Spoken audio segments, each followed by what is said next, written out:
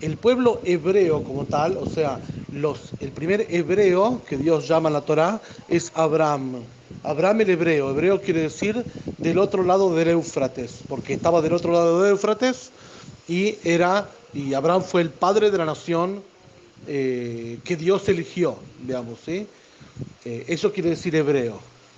Entonces, el pueblo hebreo son los descendientes de Abraham, a través de Isaac y Jacob, principalmente los hijos de Jacob, que son las 12 tribus, y sus hijos. Ese pueblo hebreo, ¿sí?, continuó siendo hebreo hasta la entrega de la Torá. A partir de la entrega de la Torá, Dios le cambia el estatus a los hebreos y los vuelve israelitas, es decir, les da unas leyes específicas. Dentro de las leyes específicas ya también se permite el ingreso de conversos. Por lo tanto, el régimen de los conversos hace que el pueblo hebreo, el pueblo de Israel dejó de ser 12 tribus, cuando 10 de las 12 tribus abandonaron en la práctica judaica y se asimilaron a otras naciones. Ahí se cortó el tema de las 12 tribus. Por lo tanto, son inidentificables esas 12 tribus originales, porque al momento de casarse con gente que no es judía, entonces sus hijos y sus nietos ya dejaron de ser judíos, o sea, es absolutamente irrelevante esas 12 tribus.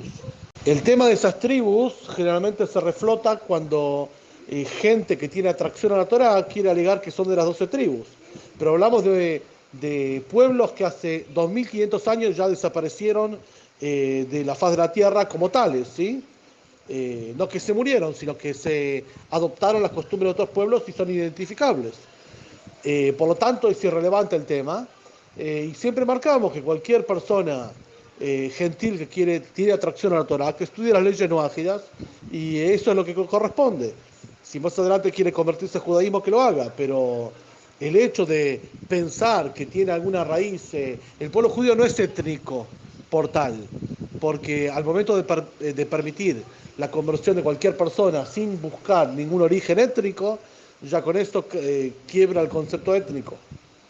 Ahora, el pueblo hebreo como tal, una vez, dado que el converso es como un judío más, por lo tanto había casamientos entre conversos y originales del pueblo hebreo.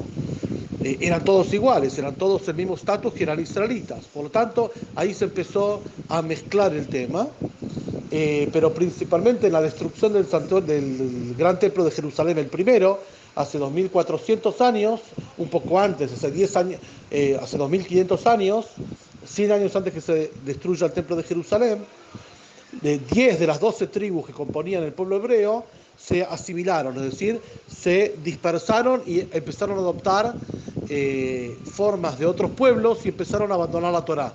Por lo tanto, esas son las famosas 10 tribus perdidas, no es que están perdidas en algún lugar, sino que directamente abandonaron el pueblo judío.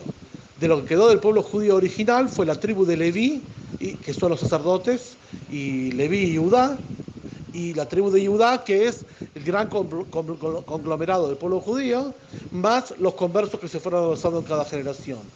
Estos son los israelitas, ¿sí?, que continúan hasta ahora, ¿sí? Un remanente mínimo del pueblo hebreo original, que no es tal, porque 10 de las 12 tribus ya se perdieron, más los israelitas, más los conversos, o sea, la tribu de Leví y Judá, que son las únicas dos tribus que quedaron, y dado que mayoritariamente el 90% del pueblo judío es de la tribu de Judea, por eso el nombre Judea, adopta los israelitas, o sea, el pueblo que Dios eligió y le dio una ley especial, ese pueblo adopta el nombre de judíos.